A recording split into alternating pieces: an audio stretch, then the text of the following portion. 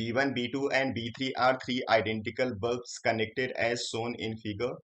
When all the three bulbs glow, a current of 3 ampere is recorded in ammeter A. तो इसी पे base तीन problem यहाँ पे किए गए हैं।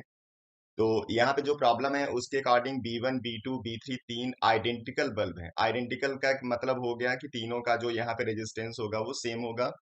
उनको यहाँ पे कनेक्ट किया गया है। कनेक्शन आप देख रहे हैं पैरेलल कनेक्शन है। और टोटल यहाँ पे करंट इन्होंने दे दिया है। और टोटल वोल्टेज सर्किट का क्या है ये भी यहाँ पे फिगर में मेंशन है। आप टोटल करंट और टोटल वोल्टेज से आप इनका जो आर होगा वो फाइंड कर सकते हैं। यहाँ पे आर की जरूरत है नहीं इसलिए उसको हम लोग फाइंड नहीं करेंगे। यहाँ पे कह रहा है कि पहला, what happen to the glow of the other two bulb when the bulb B1 get fused. अब यहाँ पे बल्ब B1 फ्यूज हो चुका है, मतलब कि अब ये वर्किंग में नहीं होगा। जब B1 वर्किंग में नहीं होगा तो बाकी जो दो होंगे वो अपना काम करते रहेंगे।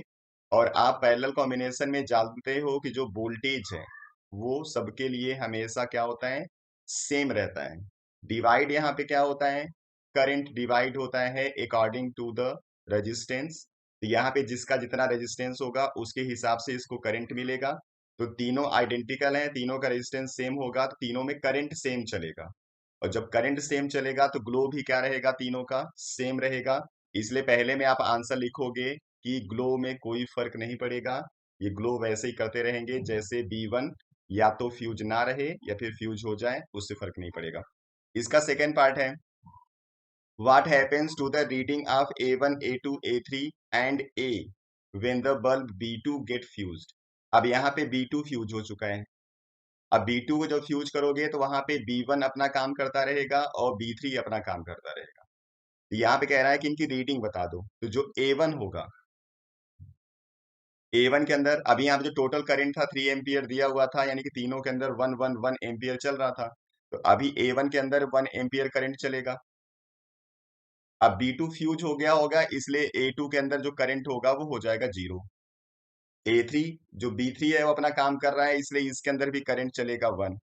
अब टोटल करंट जो शो करेगा ए मीटर ए पूरे सर्किट के करंट को बता रहा होगा। तो यहाँ पे क्या होगा, जब तीनों ग्लो कर रहे थे यानी तीनों वर्किंग में थे तब तो यहाँ पे रीडिंग थी 3 ampere, total reading of the circuit. अब जब यहाँ पे B2 को आप फ्यूज कर दोगे तो अभी यहाँ पे जो काम करने वाले बल्ब होंगे केवल दो होंगे, इसलिए टोटल जो रीडिंग यहाँ पे अब दिखेगी ए की वो 3 एम्पियर नहीं होगी, वो 2 एम्पियर होगी। इसलिए ए का आंसर हो जाएगा 2 एम्पियर। ठीक। तीसरा कह रहा है, how much power is dissipated in the circuit when all the three bulbs glow together. अगर तीनों बल्ब ग्लो करते रहेंगे तो यहाँ पे इस सर्किट का पावर बताना है। तो अब यहाँ पे क्या करोगे, जो आई होगा अगर तीनों वर्क करते होंगे एक साथ तो आएगा 3 एम्पियर। वोल्टेज यहाँ पे 4.5 वोल्ट अप्लाई है। तो आप यहाँ पे पावर बताओगे और पावर इक्वल टू आपको पता है V इंटू आई होता है। तो 4.5 इंटू करना है आपको 3 और इसको सॉल्व कर दोगे तो आपको मिल जाएगा 13.5 वाट। तो इसका आंसर हो जाएगा 13.5 वाट। तो इस तरीके से ऐसे प्रॉब्लम सॉल्व किए जाते हैं। चलिए नेक्स्ट वीडियो में फिर आते हैं दूसरे प्रॉब्लम के साथ। तब तक पढ़ते रहिए, अपना ख्याल रखिए। Thank you.